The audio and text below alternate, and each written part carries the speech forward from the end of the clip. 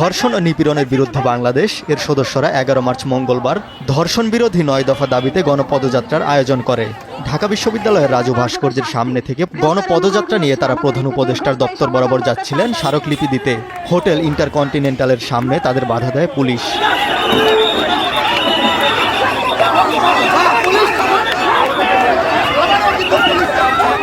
বিকেল 3:45টার দিকে পদযাত্রাটি শাহবাগ পার হয়ে বাংলা মোটরের দিকে যাওয়ার সময় ব্যারিকেড দিয়ে আটকে দেওয়া হয়।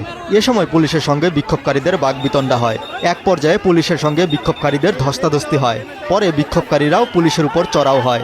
পরে পুলিশের লাঠি পেটায় মিছিল ছত্রভঙ্গ হয়ে যায়। এতে উভয় পক্ষের কয়েকজন আহত হন। আমরা তো এখানে হরতাল অবরোধ রাস্তা অবরোধ কিছু করতে আসি নাই, আমরা জাস্ট এসেছিলাম স্মারকলিপি দিব। আমাদের কিন্তু প্রধান উপদেষ্টা বরাবর যাইতে হবে স্মারকলিপি দিতে হলে।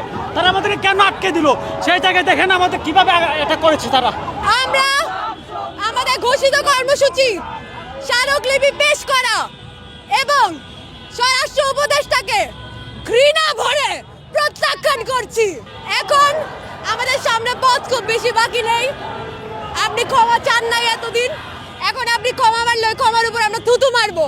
স্বরাষ্ট্র উপদেষ্টার অপসারণ, দ্রুত বিচার ট্রাইব্যুনাল গঠন সহ মোট 9 দফা দাবিতে প্রধান উপদেষ্টার কার্যালয় অভিমুখে পদযাত্রা করছিল ধর্ষণ ও নিপীড়নের বিরুদ্ধে বাংলাদেশ নামের এই প্ল্যাটফর্মটি। পদযাত্রা হঠাৎ করে দেখি যে আমাদের এখানে আমরা আগে থেকে প্রিপারেশন ছিল আমাদের মধ্যে।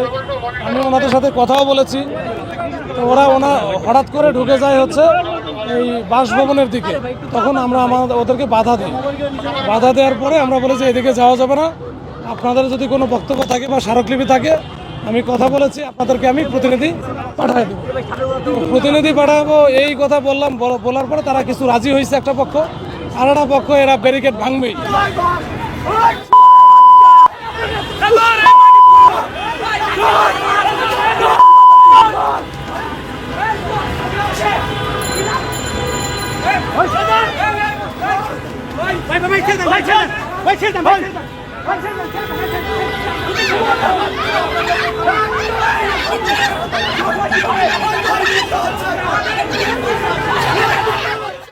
প্রতি মুহূর্তের সর্বশেষ খবর জানতে ভিজিট করুন prothomalo.com/video।